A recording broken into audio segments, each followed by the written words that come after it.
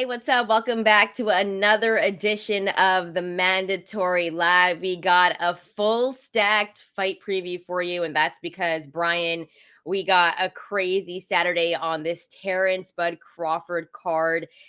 There's about 6 fights that are going to be absolutely amazing that I think everyone's looking forward to. But before we get into all of that, make sure to hit that like and subscribe button if you have already subscribed. We do appreciate you. Thank you for rocking with the show. We're also on the audio side, guys. So if you missed this, you can always stream us wherever you get audio. And remember to leave us, a 5-star if you got a couple of minutes, and follow us on our social media channels. We're at the Mandatory TKO. Brian, like I was saying, there is about like 6 fights on this card.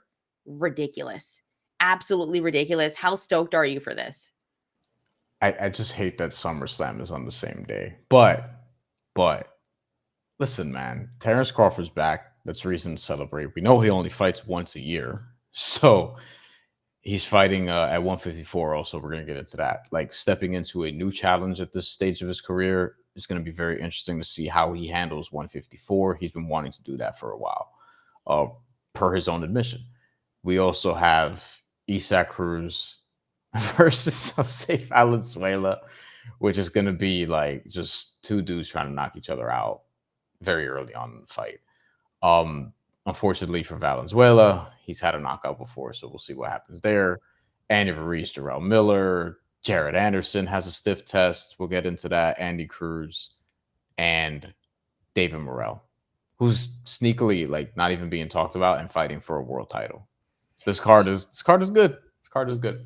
And we know how good David Morrell is. We know how good Andy Cruz is. And I don't even think both of them are being talked about enough for this card. And that's because this card is absolutely stacked. Big Baby Anderson is in here on this card. And we got Andy Ruiz and Miller. Like, this is going to be a crazy card. I'm excited for it. And I wish boxing had more cards like this. And hopefully this is the start of it. I also like that it's in LA because it's been a minute since we've had a fight in LA. And if I was available to it, I would have gone to it. But by the way, we are going to be doing a post-fight show. So after the fights, after SummerSlam, we're going to be rocking with you. Brian will have you updated on everything SummerSlam as well. And we will be taking your comments. So keep that in mind as well. Keep the comments coming today as well. We will get to them. But Brian, let's start off. This is going to be the co-main. And we got Isaac Cruz defending his title at 140 pounds. And straight up on the money line, he's a minus 430. And Jose Valenzuela is a plus 310. They love themselves some Pitbull Cruz on this line. I think Jose Valenzuela is a live dog because of the amount that Isaac Cruz gets hit and the way he fights. However, Brian, how are you betting this fight and who do you see winning? I'm probably going to go with Isaac Cruz by knockout because of the chin concerns with Jose Valenzuela. We've seen him get knocked out silly before, early on in the fight too. I think this was Edwin De Los Santos who did it. And this was in round 3 of a very fun card in 2022 in September that Andy Ruiz was actually on that we're going to talk about. As much as I think Isaac Cruz is beloved to a degree that, while I understand, I think is a little bit overstating how amazing he is, I don't think this is the fight that quote unquote exposes him. Some would say the Gio Cabrera fight already did that. I would say that this is a good matchup for him because Valenzuela is going to do what Isaac Cruz wants him to do: come forward, have a Mexican-style brawl, a fight in the pocket where Isaac Cruz can do what he does and bang you to the body and throw looping shots over the top and eventually get you. He could actually end this one early, potentially. Valenzuela is going to do the same thing. I just don't think he's as polished, so to speak, as Isaac Cruz. I think if Valenzuela comes out and is using lateral movement, boxing, using range, distance, and trying to fight in that way and sneak in some power shots every now and again and predominantly counter, like lure Isaac Cruz into counterpunching opportunities, I think that'll be an interesting strategy to use because he does have like the size to do it, to be successful at it. But, that's something that requires a lot of patience against a guy who's going to be coming forward, and your instincts are to come forward as well. So to me, I think Isaac Cruz probably gets the stoppage. That's minus 150 at one book. But man, if Valenzuela comes out and is fighting smart and is trying to hit and not get hit, so to speak, I'd be tempted to live bet him, because I think that's the strategy he would kind of need in order to win this fight.